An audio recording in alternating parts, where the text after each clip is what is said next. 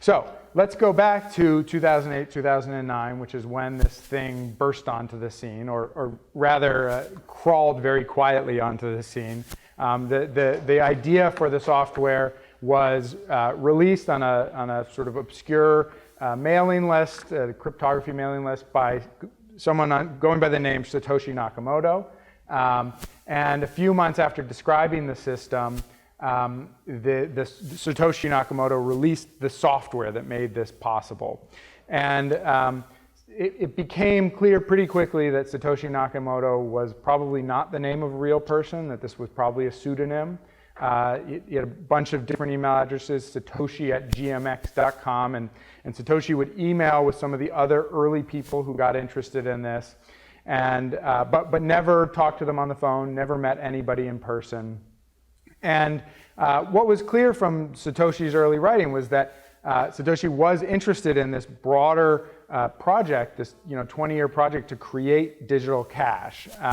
And this was given a new urgency in the wake of the financial crisis because obviously you had a world that had just witnessed a breakup that affected everyone due to the kind of institutions that we have traditionally entrusted with managing our money, the central banks and Wall Street. And the paper describing Bitcoin actually was released a few weeks after Lehman Brothers went bankrupt.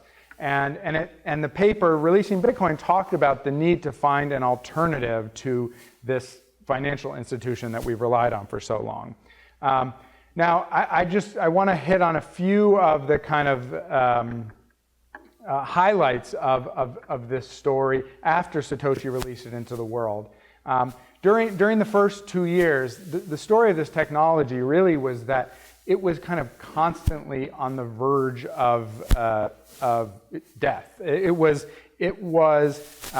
being used by 5, 10, maybe 20 people.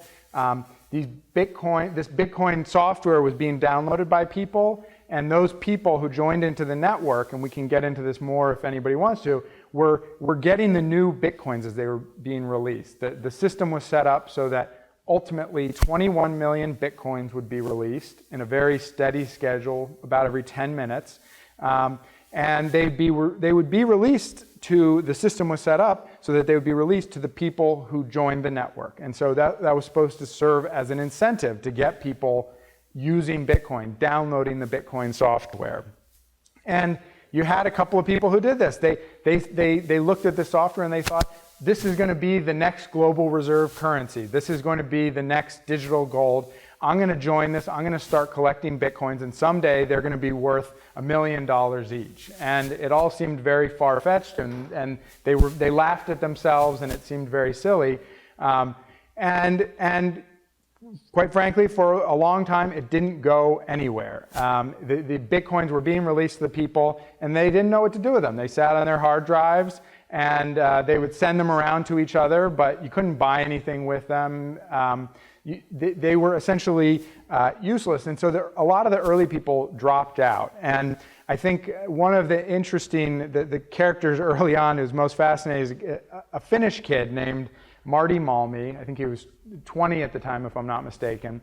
And I think probably if it wasn't for Marty Malmi, Bitcoin may not have survived those first 2 years. Basically, when he discovered this was this kind of libertarian pirate party kid, a little anarchist, a little libertarian, going to school in Finland. And he discovered this just while he was, playing video games and drinking some weird energy drink and listening to heavy metal. And he discovered this and immediately wrote to Satoshi Nakamoto and volunteered to help out. This was 5-6 months into the project, and Bitcoins were worth essentially nothing. And Satoshi immediately wrote back to Marty and said, "This is great. I need your help. The first thing you can do is just keep your computer turned on. We need people who are actually on the network." At that point, there were so few people using it that there were times when nobody was on the network. And so if somebody else tried to join, there was no network. And so Satoshi's request was that Marty just keep his computer turned on so that the Bitcoin network actually existed. Over the next weeks, Marty had actually applied for a summer job, being a web developer, some intern.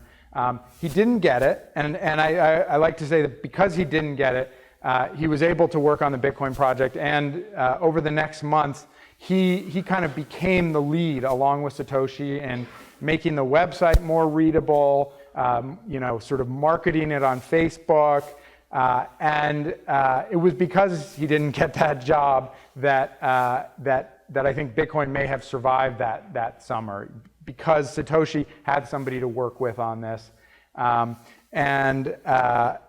so that sort of takes you actually clear on through the first basically year and a half, two of Bitcoin's existence, and it was kind of humming along, and it had a few hundred people using it, but again, even with Marty's help, there was still nothing to do with your Bitcoins once you got them. You could have them on your computer, but there was still this kind of basic existential question, which is why should anybody want to own any of these things? And into this story enters Ross Ulbricht, a man who's been in the news recently for the life sentence that he was given just probably less than a mile from here.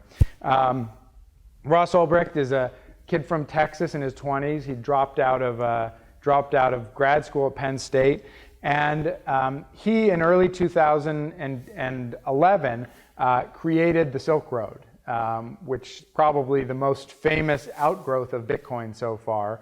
But the Silk Road, when it was created in 2010, at that point, basically the only thing, there was a guy selling SpongeBob SquarePants stickers for Bitcoin, and there were a few people who'd offer you server space for Bitcoin.